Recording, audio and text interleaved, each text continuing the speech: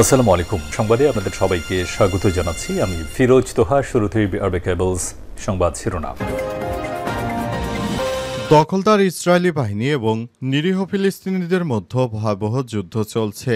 আর এই মুহূর্তে আমাদের হাতে এসেছে যুদ্ধের সবথেকে গুরুত্বপূর্ণ তাজা আপডেট সংবাদ। প্রথমেই জানাবো ঐতিহাসিক নাকবা দিবসে গাজা জুড়ে ইসরায়েলের হামলা, নিহত অন্তত ১১৫। ১৯৪৮ সালে মাতৃভূমি হারানোর দিন হিসেবে ১৫ই মে নাকবা বা মহাবিপর্যয় দিবস পালন করেছেন ফিলিস্তিনিরা। আর এই দিনেই গাজায় দক্ষিণ ও উত্তর অঞ্চলে নতুন করে ভয়াবহ হামলা চালিয়েছে দখলদার ইসরায়েলি বাহিনী। এতে অন্তত ১১৫ জন নিরীহ ফিলিস্তিনি নিহত হয়েছে, যাদের বেশিরভাগই নারী ও শিশু। হামলায় অন্তত ৫০০ মানুষ আহত হয়েছে। এরপর জানাবো $৪০০ মিলিয়ন বিমান উপহার বিপাকে পড়বেন ট্রাম্প। উপহার হিসেবে কাতারের $৪০০ মিলিয়ন যে বিমান দিতে চাচ্ছে তা গ্রহণ করতে কতটা উদগ্রীব সে কথা এরই মধ্যে প্রকাশ করেছে যুক্তরাষ্ট্রের প্রেসিডেন্ট ডোনাল্ড ট্রাম্প। তিনি এই বিমান উপহার হিসেবে পেয়ে মুসলিমদের কাছ থেকে এত বড় উপহার পেয়ে বিপাকে পড়তে পারেন, এমনটাই মনে করছে অনেক রাজনৈতিক বিশ্লেষক। এদিকে ভারতের আরও একটি যুদ্ধবিমান ভূপাতিত করল পাকিস্তান। পাকিস্তান আরও একটি ভারতের যুদ্ধবিমান ভূপাতিত করেছে বলে জানিয়েছে পাকিস্তানের প্রধানমন্ত্রী শেহবাজ শরীফ। কাশ্মীরের শ্রীনগরের পূর্বাঞ্চলেও পামপুর এলাকায় ভারতীয় বিমান বাহিনীর একটি মিরাজ 2000 ফাইটার জেট ভূপাতিত করা হয়েছে বলে দাবি করেছে দেশটির প্রধানমন্ত্রী শেহবাজ শরীফ। আজ গণমাধ্যমের এক বিবৃতিতে তিনি এসব বিষয় স্পষ্ট করেছেন। জানাবো ভারতের সঙ্গে সংলাপ চায় পাকিস্তান। তালেবান পররাষ্ট্রমন্ত্রীকে ফোন জয়শঙ্করের। পাকিস্তানের প্রধানমন্ত্রী শেহবাজ শরীফ ভারতের সঙ্গে আলোচনায় বসার প্রস্তাব দিয়েছেন। তিনি শান্তি প্রতিষ্ঠায় তার দেশ দিল্লির সঙ্গে কথা বলতে প্রস্তুত। বৃহস্পতিবার ১৫ মে পাঞ্জাব প্রদেশে কামরা বিমান ঘাঁটিতে সফরকালে পাক প্রধানমন্ত্রী এই মন্তব্য করেছেন। এবং সর্বশেষ জানাবো সাম্যহত্যার বিচারের দাবিতে শাহবাগ থানা ঘেরাও ৪৮ ঘন্টার আলটিমেটাম। ছাত্রদল নেতা শাহরিয়ার আলম সাম্যহত্যার বিচারের দাবিতে শাহবাগ থানা ঘেরাও করেছে। শিক্ষার্থীরা আজ শুক্রবার এই থানা ঘেরাও করেন। তারা এ সময় ৪৮ ঘন্টার মধ্যে খুনিদের গ্রেপ্তার করার জন্য আলটিমেটাম দিয়েছে। প্রিয় দর্শক, এতক্ষণ শুনছিলেন সংবাদ শিরোনাম, এবারে বিস্তারিত।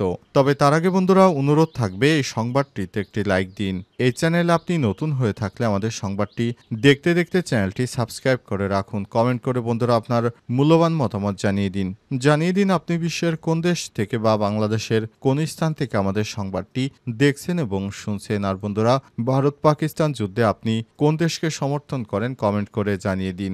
এবারে বিস্তারিত।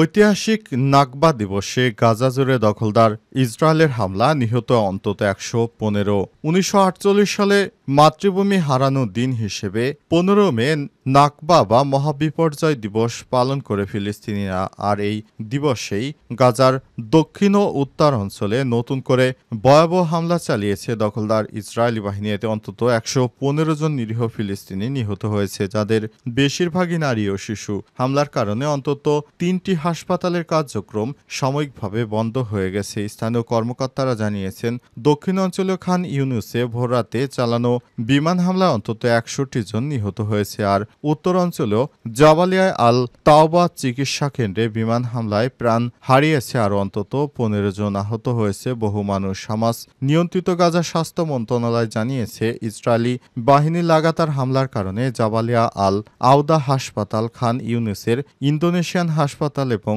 ইউরোপিয়ান হাসপাতালের কার্যক্রম বন্ধ হয়ে গেছে। গাজায় দেইরেল বালা এলাকা থেকে আল জাজিরার সংবাদদাতা তারেক আল আজম বলেছেন, গাজাবাসীর জন্য এটি ছিল আরেকটি রক্তাক্ত দিন। আবাসিক এলাকায় পূর্ব সতর্কতা ছাড়াই বিমান হামলা চালিয়েছে দখলদার ইসরায়েলি বাহিনী। শুধু খান ইউনুসেই ৯টি বাড়িতে সরাসরি হামলা চালানো হয়েছে। এদিকে এক বিবৃতিতে হামাস জানিয়েছে, দোহায় যুক্তরাষ্ট্রের প্রতিনিধি এবং কাতার ও মিশরের মধ্যস্থতায় ইসরায়েলের সঙ্গে যুদ্ধবিরতি নিয়ে পরোক্ষ আলোচনা চলার মধ্যেই এই হামলা চালানো হয়েছে। এতে ইসরায়েলি বাহিনীর আচরণকে মরিয়া এবং আগ্রাসীয় উল্লেখ করেছে সংগঠনটি। $400 মিলিয়ন বিমান উপহার বিপাকে পড়বেন ট্রাম্প। উপহার হিসেবে কাতারের $400 মিলিয়ন যে বিমান দিতে চাচ্ছে তা গ্রহণ করতে কতটা উদগ্রীব সে কথা এরই মধ্যে প্রকাশ করেছে যুক্তরাষ্ট্রের প্রেসিডেন্ট ডোনাল্ড ট্রাম্প। যুক্তরাষ্ট্রের তীব্র রাজনৈতিক বিভাজনের মধ্যে এ বিষয়ে নিজের পক্ষে অনেকেই যুক্ত করতে পেরেছেন তিনি, যেটাকে তার জন্য বড় অর্জন হিসেবে দেখা হচ্ছে। তবে হোয়াইট হাউসের জন্য অস্বস্তিকর বিষয় হলো বিপক্ষেও বড় ঐক্য তৈরি হয়েছে। কাতারের রাজপরিবারের কাছ থেকে বিলাসবহুল বিমান নেওয়ার ইঙ্গিত দেওয়ার পর ডেমোক্রেট পার্টির অনেকেই ট্রাম্পের সমালোচনা করেছেন, এমনকি চুক্তিটি কার্যকর হওয়ার আগেই এ বিষয়ে সমালোচনা করছেন তার অনেক কঠোর সমর্থক ও বড় মাপের ইনফ্লুয়েন্সাররা, যারা বিভিন্ন ইস্যুতে জনমত গঠন করে এই পদক্ষেপকে ঘুষ দুর্নীতি কিংবা উচ্চ পর্যায়ের দুর্নীতির উদাহরণ হিসেবে বর্ণনা করেছেন, যেখানে অতীতে ট্রাম্প নিজেই দুর্নীতির বিরুদ্ধে কঠোর হওয়ার বার্তা দিয়েছেন বহুবার। কাতারের রাজপরিবার $400 মিলিয়ন মূল্যের বিলাসবহুল বিমান বোয়িং 747 মার্কিন প্রতিরক্ষা বিভাগকে দেওয়ার পরিকল্পনা করেছে, যা প্রেসিডেন্টের বিমান ভ্রমণের আনুষ্ঠানিক মাধ্যম হিসেবে পরিচিত এয়ারফোর্স ওয়ান বহরের অংশ হিসেবে ব্যবহৃত হবে। বর্তমানে এই বহরে 1990 সাল থেকে ব্যবহৃত দুটি 747/2000 জেটের পাশাপাশি বেশ কয়েকটি ছোট এবং অপেক্ষাকৃত গোপনীয় 757 বিমানও রয়েছে। ভারতে আরও একটি যুদ্ধবিমান ভূপাতিত করেছে পাকিস্তান, দাবি শেহবাজ শরীফের। পাকিস্তান আরও একটি ভারতের যুদ্ধবিমান ভূপাতিত করার দাবি করেছে। চলতি মাসের 6 থেকে 7 মে রাতে কোনো এক সময় কাশ্মীরের শ্রীনগরে পূর্বাঞ্চলীয় পাম্পুর এলাকায় ভারতীয় বিমান বাহিনীর একটি মিরাজ 2000 ফাইটার জেট ভূপাতিত করা হয়েছে বলে দাবি করেছে দেশটির প্রধানমন্ত্রী শেহবাজ শরীফ। আজ পাকিস্তান বিমান বাহিনীর একটি অপারেশনাল ঘাঁটি পরিদর্শনে গিয়ে তিনি এই দাবি করেছেন। এ নিয়ে পাকিস্তান মোট 6টি ভারতীয় যুদ্ধ বিমান ভূপাতিত করার দাবি করল।